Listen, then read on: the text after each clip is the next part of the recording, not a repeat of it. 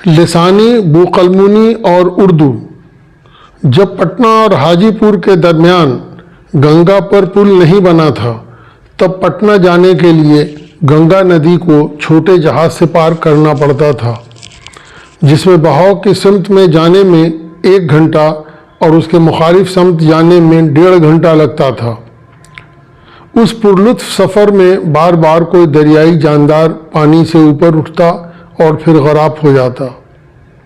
ابتدا میں ہم اسے گھڑیال سمجھتے تھے، بعد میں پتہ چلا کہ وہ ایک بے ضرر سی مچھلی ہے جسے وہاں کے لوگ سوس مچھلی یا سوسو مچھلی کے نام سے جانتے ہیں، اور بے مزہ ہونے کی وجہ سے اسے غذا کے طور پر پسند نہیں کیا جاتا ہے۔ جانکار لوگوں نے بتایا کہ اس مچھلی کی بہت سی صفات انسانی صفات سے مشابہ ہیں۔ تب سائنس اور بطور خاص حیاتیات کا طالب علم ہونے کے باوجود ہمیں پتہ نہیں چلا کہ جس دریائی جاندار کو ہم نے ابتدا میں گھڑیال سمجھا اور جسے وہاں کے لوگ سوس مچھلی کہتے ہیں، دراصل دریا کی ڈولفن ہے، جو گنگا و نیز بہار بنگال کے دریائی نظام کے علاوہ محض کسی حد تک میکانگ اور امیزون ندی میں پائی جاتی ہے۔ انسان کی طرح پستانیہ ہونے کی وجہ سے یہ بہت دیر تک پانی میں نہیں رہ سکتی، لہٰذا سانس لینے کے لیے اسے ہر منٹ پانی سے اوپر اچھلنا ہوتا ہے جب وہ سوسوں کی آواز نکالتی ہے، اور جس کی وجہ سے اسے سوسوں یا سوس مچھلی کہا جانے لگا ہے۔ علم حیاتیات کے مطابق یہ مچھلی انسان کی غذائی سلسلے کی چوٹی پر ہوتی ہے، اس لیے کسی دریا میں ڈولفن کی موجودگی حیاتیاتی بوقلمونی کی ضامن ہوتی ہے۔ اپنے مقبول عام ناول دی ہنگری ٹائیڈ میں امیتابھ گھوش نے بڑی تفصیل سے دکھایا ہے کہ سندر بن کے لوگ جو گنگا ندی سے کسب معاش کرتے ہیں، گنگا کی ڈولفن کی طرز زندگی، ڈولفن کے عادات و اطوار، ان کے بصیرے، نقل و حرکت، ان کی تولید و پرورش، ان کا سب کا کتنا وسیع اور کتنا وقیع علم رکھتے ہیں۔ امیتابھ گھوش نے جن تفصیلات کو کہانی میں پرو کر بیان کیا ہے وہ عام طور پر ہماری توجہ کا مرکز نہیں بن پاتی ہیں۔ مچھوارے، مالی، بڑھئی، میر شکار، کمہار، سپیرے، قلندر، مسہر اور ساتھ ہی متعدد خانہ بدوش جو کسب معاش کے لیے قدرت کے بوقلمون وسائل پر منحصر ہیں، اپنے سینے میں قدرت کے انمول خزانے چھپائے ہوئے ہیں جو انہوں نے نسل در نسل ہزاروں برس میں جمع کیا ہے۔ پھولوں، پھلوں، اناج، مٹی کی اقسام، فصل اور ان کے کیڑوں، حشرات الارض، موذی جانوروں اور ان کے کاٹے کا علاج، جڑی بوٹیوں کا علم اور پانی میں چھپے قدرت کے بیش بہا خزانے کا علم، جن میں سے بعض تک سائنس کی رسائی نہیں ہو سکی ہے، وہ ان سب ان پڑھ لوگوں کے سینے میں محفوظ ہے۔ سائنس اپنی تمام ترقی کے باوجود اب تک 80% انواع کی درجہ بندی کرنے سے قاصر ہے، اس لیے حیاتیات کے کسی بھی فیلڈ ورک میں ان دبے کچلے گمنام لوگوں کی حیثیت معاون کی ہوتی ہے، جن کی معلومات کی بنیاد پر فیلڈ ورک شروع ہوتا ہے اور جن کی رہنمائی میں انجام کو پہنچتا ہے۔ گنگا کے ڈولفن پر سائنس کالج کے پٹنہ کے آر کے سنہا نے اتنا کام کیا ہے کہ ان کی عرفیت ڈولفن سنہا ہو گئی ہے۔ انہوں نے اپنے فیلڈ ورک کے تجربات سناتے ہوئے مجھے بتایا تھا کہ کس طرح گنگا کے کنارے رہنے والے اور گنگا سے کسب معاش کرنے والے لوگ ان کے کام میں معاون ہوئے ہیں۔ ہر سائنسداں کی یہی کہانی ہے۔ قدرت کے انمول وسائل پر انحصار کرنے والی اقوام کے سینے میں ہزاروں سال کے انسانی تجربات جن زبانوں میں محفوظ ہیں وہ ان کی اپنی زبانیں اور بولیاں ہیں جن میں وہ اپنے تجربات اور اپنے علم کو بیان کر سکتے ہیں۔ ممکن ہے یہ وہ زبانیں نہیں ہوں جن میں علمی کام انجام دیا جاتا ہے۔ سائنس کی لغت میں بھلے ہی قدرت کی لاتعداد انواع کے نام موجود نہیں ہوں، مگر وہ لوگ جو جینے کے لیے اس انمول خزانے کو استعمال میں لاتے ہیں اپنی اپنی بولی میں اس کا کوئی نہ کوئی نام ان کے پاس ہوتا ہے، اور وہ اپنی بولی میں ان چیزوں کی صفات کو بڑی آسانی سے بیان کر دیتے ہیں۔ اس لیے سائنس اور بطور خاص حیاتیات کا فیلڈ ورک قدرت کے بوقلمون خزانے کی درجہ بندی اور ان پر تحقیق کا کام ان بولیوں کے بنا نہیں ہو سکتا، جو ہماری اجتماعی بے توجہی کا شکار ہیں۔ یہ بولیاں بے ہنگم ترقی کی دوڑ میں روندی کچلی جا رہی ہیں اور نتیجے میں معدوم ہو رہی ہیں۔ جب بھی کوئی بولی یا زبان فنا پذیر ہوتی ہے تو اس کے ساتھ انسانی تجربات کا ایک بڑا خزانہ ہمیشہ کے لیے کھو جاتا ہے، جو سینہ بسینہ ہزاروں سال میں جمع ہوا تھا۔ اس خزانے کو مکمل طور پر کسی دوسری زبان میں منتقل کرنا تقریباً ناممکن ہوتا ہے۔ جب ان بولیوں کا یہ عالم ہے تو اس زبان میں کتنا بڑا خزانہ جمع ہے جس نے سینکڑوں برس تک ایک بڑی تہذیب کی تشکیل کا کارنامہ انجام دیا ہے۔ اردو ایسی ہی ایک زبان ہے۔ ہماری دم توڑتی زبانوں اور بولیوں میں انسانی تجربات کا جو گنجینہ محفوظ ہے، اس کا احساس ہمارے تعلیم یافتہ طبقے کو ذرا کم ہے۔ یہ بات بار بار دہرائی جاتی ہے کہ اس سے کیا فرق پڑے گا، اگر ایک زبان مر جائے گی تو لوگ دوسری زبان اپنا لیں گے۔ اس کے بارے میں ایک کسی دانا نے بڑی دلچسپ بات کہی ہے کہ اگر آپ کسی باغ میں جائیں جہاں طوطا، مینا، بلبل، بگشیر، بکڑی، ہاتھی اور گیدڑ سب ایک ہی آواز بول رہے ہوں تو آپ کو کیسا لگے گا؟ یہ بڑی اہم بات ہے، مگر اس سے اہم وہ انسانی تجربات کا خزانہ ہے جسے ان بولیوں اور زبانوں نے اپنے دامن میں سمیٹ رکھا ہے اور جسے اب تک علوم کی زبان میں نہیں لایا جا سکا ہے۔ اب تک سائنس کی ترقی کی حد یہ ہے کہ 80% انواع کی درجہ بندی نہیں ہو سکی ہے۔ اردو تو ایک بڑی تہذیب کی نمائندہ ہے اور کئی بڑی تہذیبوں کے علم و دانش کو اپنے دامن میں سجائے ہوئے ہے۔ عہد وسطیٰ میں بلاد اسلامیہ کے نام سے یاد کیے جانے والے خطے، یعنی ترکی سے مرکزی ایشیا تک اور جنوبی ایشیا سے افریقہ کے متصل علاقے تک بولی جانے والی زبانوں میں ایک مشترکہ نظریہ حیات کی پرورش ہوئی، جس میں اسلامی عقائد، یونانی اور سنسکرت فلسفہ اور دیگر مذاہب کی روایتیں اور رسوم و رواج مل کر شیر و شکر ہو گئے۔ اس کا ارتقاء فارسی میں عمر خیام، مولانا روم، حافظ سعدی و نیز امیر خسرو سے بے دل تک ہوتا رہا۔ یہ نظریہ حیات اپنی تمام رعنائیوں کے ساتھ ترکی، اردو اور مرکزی ایشیا کی زبانوں میں در آیا۔ اس نے ثقافتی سطح پر ایک مشترکہ ایشیائی فکر کو جنم دیا۔ اردو اس تہذیب کی نمائندگی کرتی ہے۔ یہ وہ تہذیبی گنجینہ ہے جسے کسی دوسری زبان میں منتقل کرنے میں کئی صدیاں درکار ہوں گی اور تب تک پورا لسانی منظر بدل چکا ہوگا۔ شاید وہ زبان بھی اپنی موجودہ شکل و صورت کھو چکی ہوگی جس میں اسے زبردستی منتقل کرنے کی کوشش ہو رہی ہے۔ زبان اور ثقافت کا مسئلہ قانون کے ذریعے یا جابرانہ طور پر حل نہیں ہوتا۔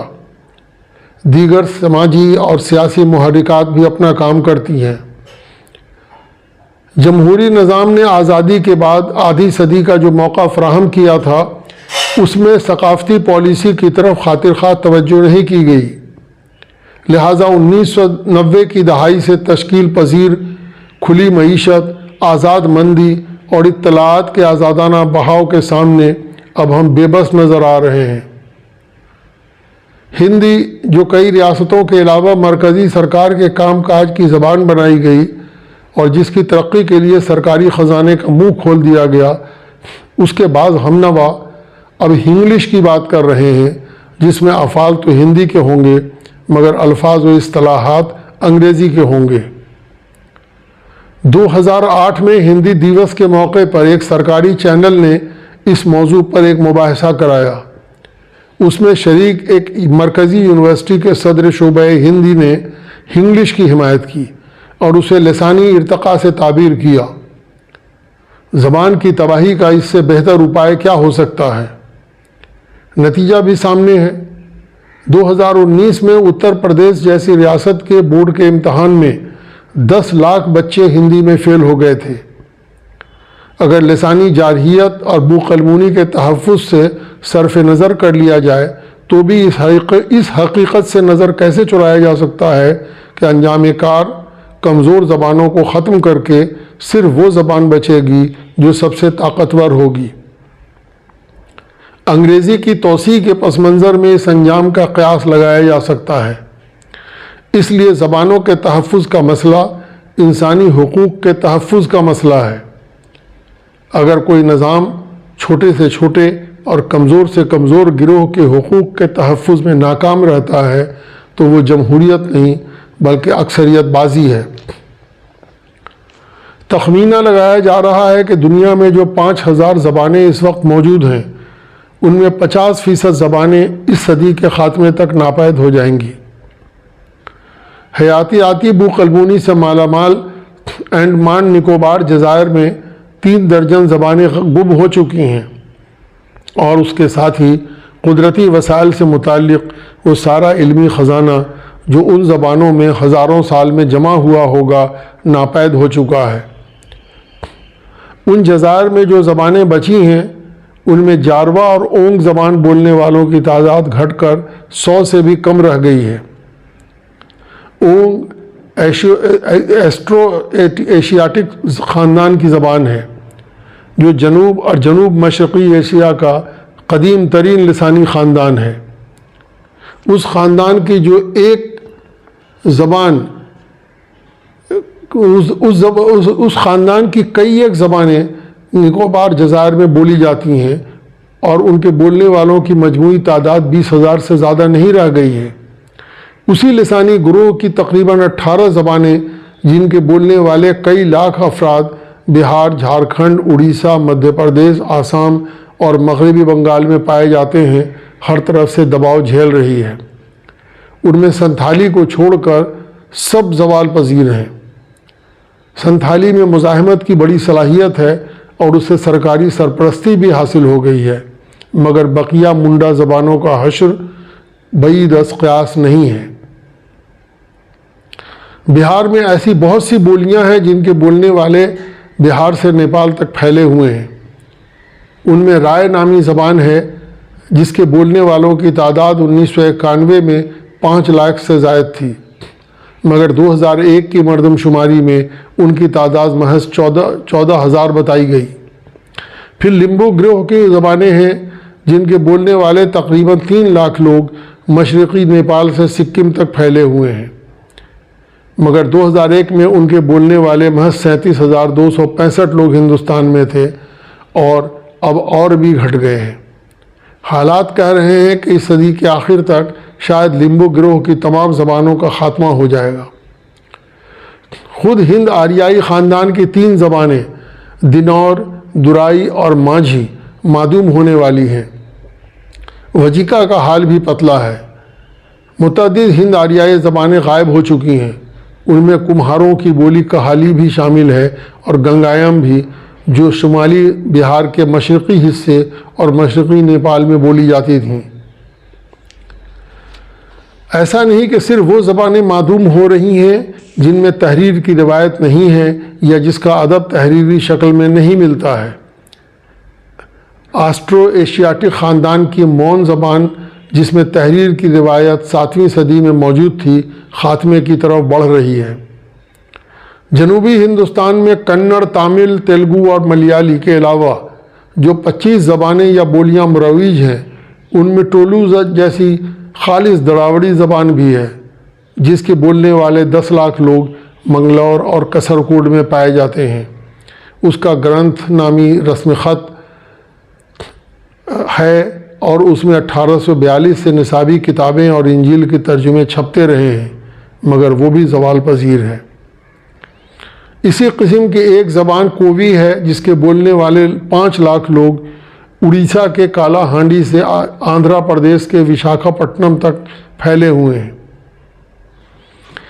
عیسائی مبلغوں نے اڑیا اور رومن دونوں رسم خط میں اس کی کتابیں چھاپی ہیں، مگر اس کا مستقبل بھی غیر یقینی ہو گیا ہے۔ خود بہار میں سرکاری طور پر کسی قدر تسلیم کیے جانے کے باوجود میتھلی زبان انگریزی اور ہندی دونوں کے دباؤ کا شکار ہے۔ اس کی ترقی نہیں کے برابر ہے۔ اس کا اپنا رسم الخط جسے ترہوتیا کہا جاتا ہے تقریباً غائب ہو چکا ہے۔ بھوجپوری بہار کے 8 اضلاع اور مشرقی اتر پردیش کے 12 اضلاع کی زبان ہے۔ 2011 کی مردم شماری کے مطابق ہندوستان میں بھوجپوری بولنے والوں کی تعداد 5 کروڑ سے زائد ہے۔ موریشس کی 70% آبادی بھوجپوری بولتی ہے۔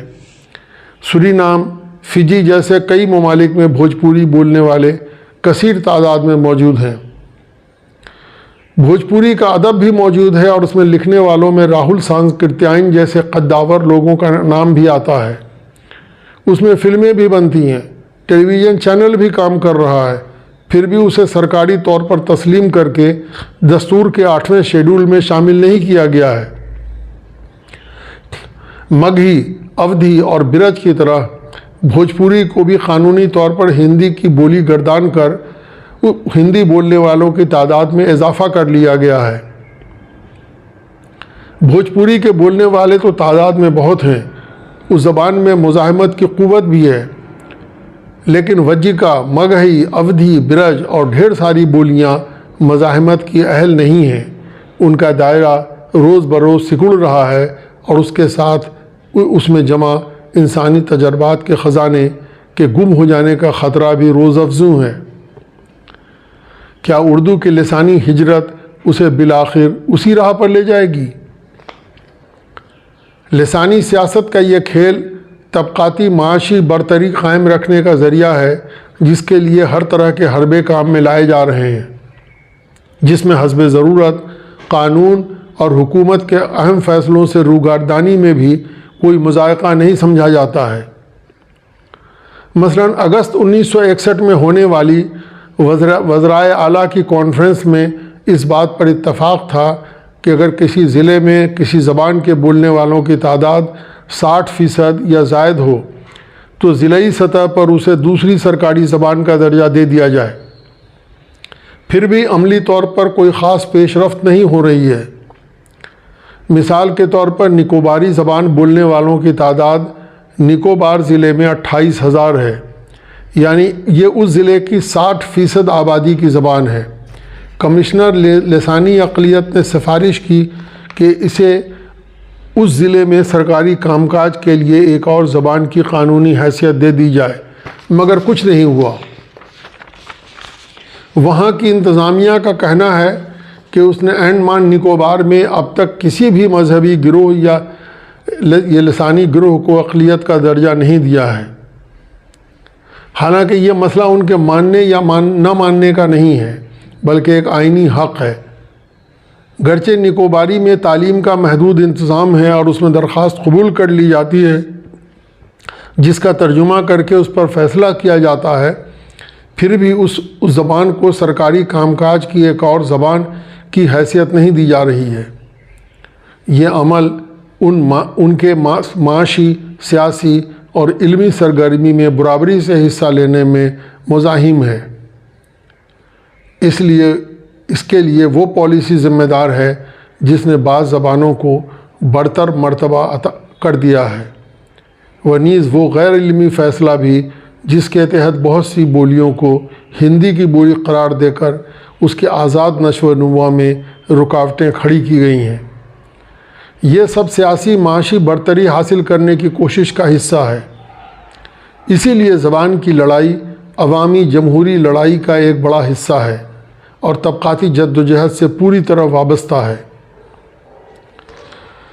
اس پورے عمل میں زبانیں اور بولیاں جس طرح کچلی جا رہی ہیں اور ہندی خود جس طرح انگریزی کے ذریعے پیچھے دھکیلی جا رہی ہے، اس کا احساس ان ہندی والوں کو نہیں ہے جو لسانی ہندوتوا کے جال میں پھنس گئے ہیں۔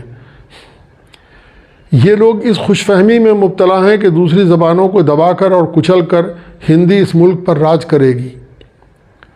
ان میں ہٹلر کی آگے بڑھتی ہوئی فوج جیسی رعونت ہے۔ وہ اس عمل کو سمجھنے سے قاصر ہیں جس میں نسبتاً زیادہ بااختیار زبان کی حیثیت سے انگریزی غالب آ رہی ہے۔ اس ماحول میں جمہوری قوتوں کی ذمہ داری ہے کہ وہ اس خطرے کو بھانپ کر اس سے نبرد آزما ہونے کی ترکیب سوچیں۔ جتنا کچھ نکوباری کو ملا ہے اتنا حق بھی بھوجپوری کو نہیں مل سکا۔ بہت سی زبانوں اور بولیوں کے ساتھ یہی ہو رہا ہے۔ سرکاری کارندوں کے ایسے جانبدارانہ رویے کی وجہ سے اب ایک اردو والا اگر یہ محسوس کرتا ہے کہ اردو میں لکھی گئی اس کی درخواست پر مناسب کارروائی نہیں ہوگی یا کارروائی میں تاخیر ہوگی تو وہ اس زبان کی طرف راغب ہوتا ہے جس میں بروقت کارروائی کا امکان زیادہ ہوتا ہے۔ یہیں سے لسانی ہجرت کا عمل شروع ہوتا ہے۔ یہ بھرم پھیلا دیا گیا ہے کہ ہر اردو والا ہندی سیکھ لیتا ہے۔ تھوڑے سے لوگ جن کے پاس استطاعت ہے انگریزی سیکھ لیتے ہیں۔ معمولی ہندی جاننے والے لوگ نہ کچھ سیکھتے ہیں نہ پڑھتے ہیں۔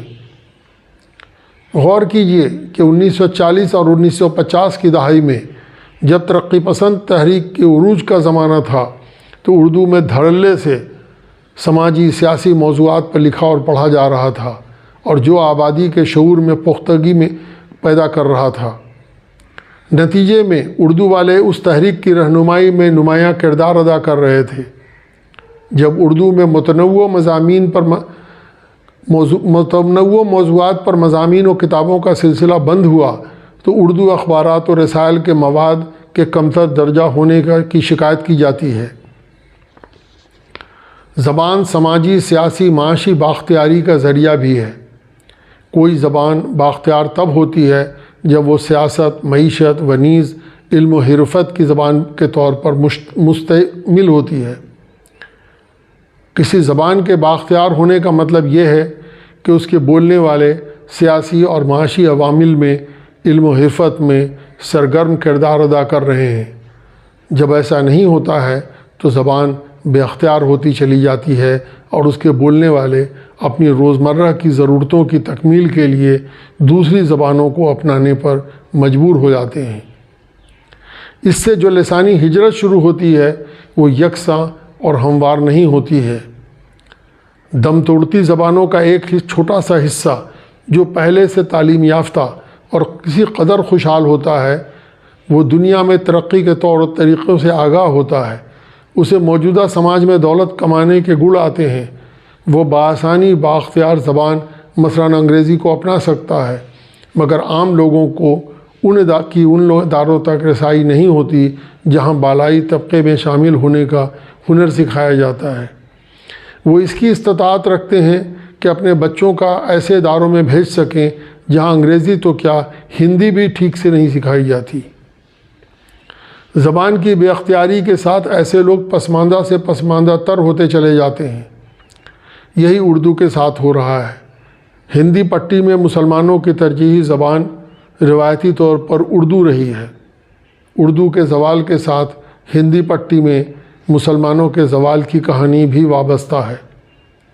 ہندی پٹی کے مسلمانوں کی تعلیمی اور معاشی حالت کا موازنہ دکن کی ان ریاستوں کے مسلمانوں سے کیا جائے جہاں اردو لسانی دباؤ سے آزاد ہے اور اردو بولنے والوں کی تعداد میں اضافہ ہو رہا ہے، تو اس تحقیق سے بہت سے نتائج برآمد ہو سکتے ہیں کہ ہندی پٹی کے مسلمان زبان کی سیاست کے ذریعے کس طرح حاشیے پر پہنچا دیے گئے ہیں۔